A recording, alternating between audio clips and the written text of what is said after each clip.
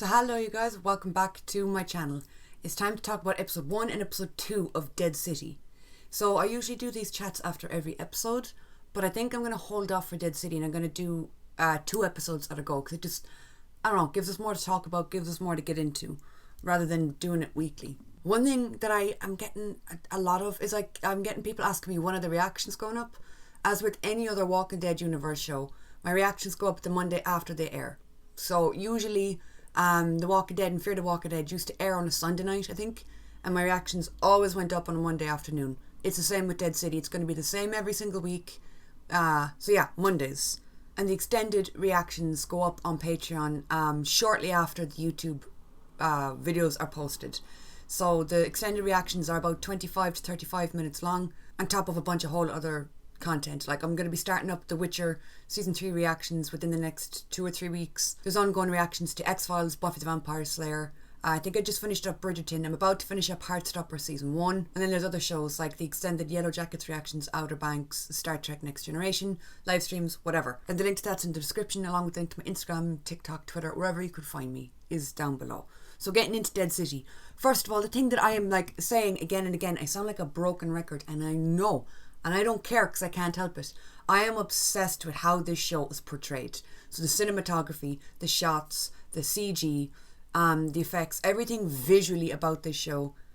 I think it might be my favourite visually, I don't know, since maybe season 1 of The Walking Dead. Because you know, season 1 of The Walking Dead had its own vibe visually. It looked grainy, it had like an aesthetic.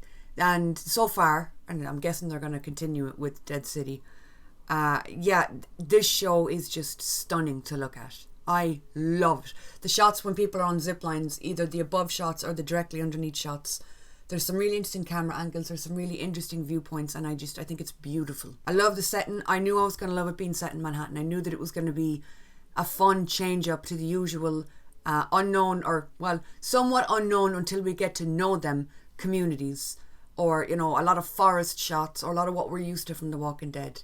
So I'm loving Manhattan in this show. Going into episode 1, I didn't know, but a few people pointed out in the comments that the lady who was in the bar, who ended up being killed by the cowboys, I guess for lack of a better term, that were hunting Negan, she's married to Garrett Dillahunt. So she's married to the guy that plays John Dory, or that played John Dory in Fear the Walking Dead. But that's cool. That kind of reminds me of like when Hillary was in The Walking Dead. That's Jeffrey's wife playing Negan's wife on screen. I love it. I love it when they make it a family affair. I know that Sonequa Martin Green, who played Sasha, her husband was also in The Walking Dead. So I love that. I love it when people bring their people to the show. I'm like, oh my god. Now I know it's a different show because Garrett was in Fear, but still, same universe. Speaking of the bar, I loved the bar setup. I loved the idea that there is bars or pubs or whatever you want to call them functioning in this new post-apocalyptic world. It was so weird seeing like neon lights and stuff like that. I love the scene where Negan and Maggie reunited. You got that kind of awkward scene of him in the shower and she just walked in on top of him. I was like, what were you planning to do? My guy was having a moment. Okay, it was cheeks to the wind, hands on the tiles of the shower kind of moment where he was just contemplating life. But the scene where the two of them reunite and they just instantly go into like instant kill mode. Both, I love them as characters. Not one scene of them reuniting by the car set up the tone for the whole show regarding them. I liked the little bit of backstory that we got on the Croat, why he took Herschel, the fact that he messed everything up for Maggie, and he's the big bad. I got a few comments about that as well though. Some people were saying, is she truthful? Is she telling the truth? Because in, I think it's episode 2, we'll just jump around the place. This doesn't need to be linear. Anyway, when am I ever in order? But the kid that Negan was travelling with, she got taken to an outpost, to a safe community. But when she's walking around, she sees that there is food, there is grain, there seems to be an okay setup. So some people have kind of commented on the fact that, are we getting the full story from Maggie? Are we really getting everything that happened regarding why the Croat took Herschel, or is there more to find out? I don't know. I'm kind of on the side of I would just believe Maggie and side with Maggie. But I guess we'll see. Again, sticking with backstory, I liked the backstory that we got on the kid that was travelling with Negan as to why she was there. Her dad having been killed, she has nobody left. And Negan has this complicated thing with kids where, and I said it in the reaction video, and wow, did people decide to explain why I'm wrong. Negan has this thing with kids where he's like, I don't kill kids, we don't kill kids, whatever. But that's not necessarily fucking true. He tried to kill Carl. The scene where Shiva jumps in and saves the day. And I had some people correcting me on that, saying, no, he wasn't going to kill Carl. Yeah, he was. And I know that's because he had been pushed to the edge in that situation. And he would have rather not kill Carl. But he still was about to. And he was about to kill Carl in that scene where Shiva swooped in and saved the day. Outside of that, like, he's not above traumatizing children. You know, there's a scene where he was threatening to cut off Carl's arm. There's been a lot of shady shit with them. And I said it in the video that it feels like he does have his set of morals that he does try and stick to. But at the same time, it's all relative. He can bend and change the rules when it suits him. I've seen people online saying that Maggie needs to get over the lineup. It's been years. And on one hand, yeah. And on the other hand, good God, no. As we saw in episode 1, she still has nightmares about the lineup. And she probably always will. How could you look into the eyes of the person that traumatized you, every friend that you have, and also killed your husband? How could you look into the eyes of that person and think anything apart from, I'm going to kill you, motherfucker? But that's what keeps this show spicy. It's what keeps the two of them as characters spicy whenever they're together. Their hatred for each other. Their hatred for each other, but their need to get along. Their need to coexist. Like we saw that in The Walking Dead. And now we're seeing it in a different way in Dead City. But to touch on the point I was making a second ago before I got off track. Oceanside had all of the kids killed, or all of the men killed, sorry, including like young boys. Jadis had like all of her community taken out. Yeah, that was by Simon, which I also made that point in the video, but people still corrected me to bring up Simon, and I'm like, if you had waited to comment and just listened for a few seconds, you would have heard Simon's name. But Simon was still a person that Negan chose as a right-hand man. You know what I'm saying? Yeah, he condemned a lot of what Simon did, but Simon, and the character that Simon is, was still the character that Negan chose to be his right-hand man. Same as we learned that the Croat, Negan brought him in and tried to like be brothers with him or tried to get along with him or whatever because the Croat had lost everything there was to lose. But then the Croat was super twisted. We find out that he killed or assaulted a young girl or a kid, and that was like Negan's breaking point with him. But again, like Negan gravitates towards these super fucking twisted people. Birds of a feather, you know? And yeah, you can say he did say about the Croat that was when he decided he needed to be put down or that he needed to be done with him or whatever. But it's like, I'm sure he showed signs before this that he was twisted, that there was something not quite right there. I mean, Negan said it himself about the Croat's torture methods being one of a kind, and that this twisted motherfucker was handy to have in situations that you might need to get information out of people. But like, I don't know. Negan is the type of character that he has gone through somewhat of a redemption arc. Whether you believe he's redeemed or not is up to you, the viewer. I don't believe a character like him ever could. I believe they can change, they can adapt, and they can like repent for their past storylines, but season 6 and season 7 still exist, you know? But he is still one of my absolute favourite characters. I love loving him. I love watching him. He's fascinating. The way he can split viewers is like unlike anything I've seen when it comes to a TV show.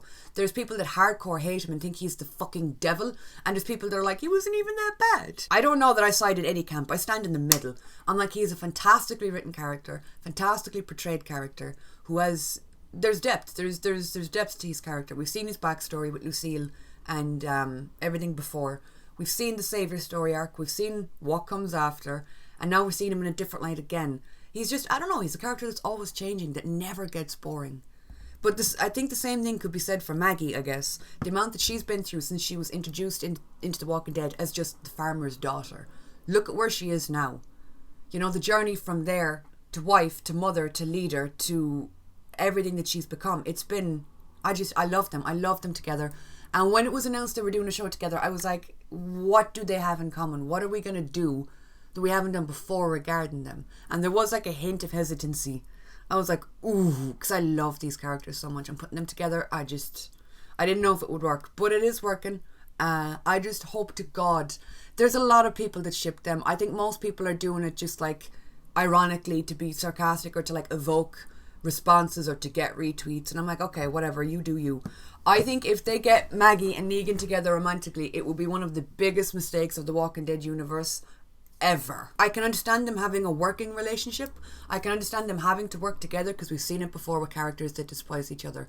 But I swear to God, mark my words, if they pair them up romantically, I this is, in my opinion, would be the biggest fuck up that you could do with these characters. But yeah, so like watching them together was great. Like watching them fight over, sorry, I have notes. I'm trying to stay on track. Watching them fight over if they should kill the guy or not in the boat. Learning about Negan's backstory with his dad about that one New York trip he was supposed to go on. I don't know, was he hinting to Maggie that he wanted to go see the Empire State Building or the Statue of Liberty or whatever it was? Strangely personal moment between them. But him saying to her, how many husbands have you killed? You know what I'm saying? It's like, yeah, she has killed people. She has done fucked up stuff too. But these two things are not the same. What he did, I think it would be very hard to find a character that could be on his level of like messed up. I mean, you got to remember with Negan, there was the multiple wives situation. There was the fact he was trying to run the place and run communities around him. That being said, you know, I think if you've survived this long in the apocalypse, whether you're in Fear the Walking Dead, Dead City, Daryl Show, whatever show you're in, if you've survived this long, you've done some shit. There is some stuff that you are not proud of that you don't want people to know. Nobody's an angel, nobody's a saint in this new post-apocalyptic world. So I can understand where he's coming from on that front. But him saying like, oh, I had to put on a facade, I had to be who the people wanted me to be. I'm like, okay, that's true, but you take a character like Ezekiel. There's a character who became what they needed to be for the people that they were ruling over. They became the leader that the people needed. And look at how different these two characters are. Negan and Zeke, for example. You know? So it's like, I feel like he's very selective with right and wrong when it comes to his own past. Then again, you could argue, has he done his time? I mean, he was in that jail cell for how long? But that just kind of, you know, brings around the point of Negan saying how bad this Croat guy is, if Negan's saying it. Like how truly fucked up this dude is. Oh my god, how bad actually is he? I loved the walkers falling from the sky in episode 1. That was just, oh my god, the roach scene was disgusting. And we're getting flashes as well of old Negan, which I have missed. I've really missed. Like, it's something as simple as his nope when the roaches started crawling on him, or the knock knock scene in episode 2. Oh, that felt like we were going straight back to season 6, season 7. I loved it. And that scene as well, I think, was really important because it's the first time we've seen him in that mode, in that zone, in so long. They're in the sticky situation and he goes, okay, fuck, I'm going to revert back to what I know best and be a scary ass motherfucker. So the knock knock with him putting the head through glasses and then gutting this lad and letting his bits spill out all over his friends who just stood there. They just stood there and let it rain blood on top of them. They didn't even move. Not a brain cell between the lot of them, let me just say. But Maggie's response to that scene, you can see fear, disgust, shame. You can see every emotion possible go across her face. But you can tell that she's like, oh my god, there was a time that we were on the receiving end of this psychopath. I think she realised how lucky she is to have him on her side now as opposed to against her. But then that brings up the question, is she being complacent? Is she being a stand-byer? What's it? The standby? The standby effect? Is she just as bad as some of the silent saviors from back in the day? If she's just going to stand by and let him do this to people? Do you understand what I'm saying? And I think that was something that was going through her head too. But she has to do what she has to do to get Herschel back. So is she going to come to realise that not everybody who followed Negan was like totally evil? Some of them were just doing what they had to do to get by. Like the Dwight and Sherry situation. Am I making any sense or am I just speaking? I liked the zip lines as well. That's funny as shit. The city is like absolutely ruined and you got people zip lining around the place like they are on a school tour in the middle of summer. They're just zip, zip from building to building. Not a fear in the world. They almost have the upper body strength of the fucking Hulk because I'll tell you, I can hardly like do one push-up and my arms are rattling. These people are zip lining around like it's nothing to them. Seeing Negan and Maggie on the zip line was also really funny. Negan looked like a kid in a candy shop going across those buildings. Maggie had a lot of, I don't know, emotion going on when she was crawling up the inside of the building. And then when she's on the zip line, she looks scared. Is she scared of heights? That's a point I made in the reaction as well. I just found that interesting. Very human response as opposed to Negan, the absolute mad lad that was just like laughing the whole time. But so far, I think there were 2 really strong episodes. I think I preferred episode 1 to episode 2. The setup is good, the pacing is good, the dialogue is good and believable. I like that we're getting a bit of old Negan back on top of this new whatever the hell he's morphed into. I like the new groups that have been introduced. I can't remember their names individually, but the lads who are hunting Negan, the lads with the cowboy hats. We got a little bit of backstory on one of them when he went into the... Please don't let me get the hiccups. I still have like 3 other videos I gotta do. Oh, lads, all right if I get the fucking hiccups right now. Balls. He went into the building and saw, I think it was his brother or his friend, had now passed and was just chilling in a room, dead. It's interesting that they're already throwing in backstory and little sidelines for these other characters that have just been introduced to try and humanize them a bit. We've already had 2 deaths from 2 characters. There was the guy that ended up getting shot in I think it was the dry cleaners in the first episode, and then we had the girl, the pigeon lady, get shot straight away in episode 2. I wonder, are we going to keep that streak going? Are they going to introduce characters and then just kill them off straight away? I'm talking really fast today, aren't I? It's the coffee. I had a coffee like half an hour ago and it's just after going straight to the blood vessels. Like, it's doing the most up here. Yeah, but those are just some of my initial thoughts on that, on those first 2 episodes. It's just interesting seeing how people respond when you bring up Negan's past and stuff that Negan's done. Like, I'm just going through some of the comments on that reaction video. Just people saying, oh, as a Negan fan, that he's true on his rules of not killing children and women. The Oceanside thing was Simon's, okay, fair, but still, Simon was still somebody that Negan had as a right-hand man. And how can you claim that you stand for something when you are keeping direct company with someone who is just doing the opposite of what you believe in? Basically, that's the point that I'm making. People arguing that the Carl situation was different. Someone said Carl is an adult in a teenager's body. No, I don't agree with that at all. Carl was a child. Or Coral, sorry. See, I have to say it like an idiot. I have to say Coral. Because when I say Carl, because of my accent, people take the piss out of me. They think I'm talking about Carol. It's just crazy. I like watching like people wildly defend Negan to the point of like, you can't just erase stuff he's done, to people hating him. That again brings up the point, well, like, you can't erase the good that he's done neither. But yeah, like, touching back on Oceanside, that was Simon, but it's still someone that Negan chose to keep around. And I know, in the end, he did kill Simon. Fair play to him, he did. Similar to the Croat, that's also somebody that he kept in his company.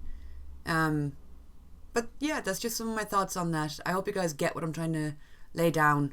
Thank you guys so much for your thoughts and your opinions, as always. The episode 3 reaction will be up Monday, as usual. There's a whole bunch of other content going up between now and then on Patreon, so the link's down below if you want to check that out. Thank you so much for watching, and I'll talk to you all soon.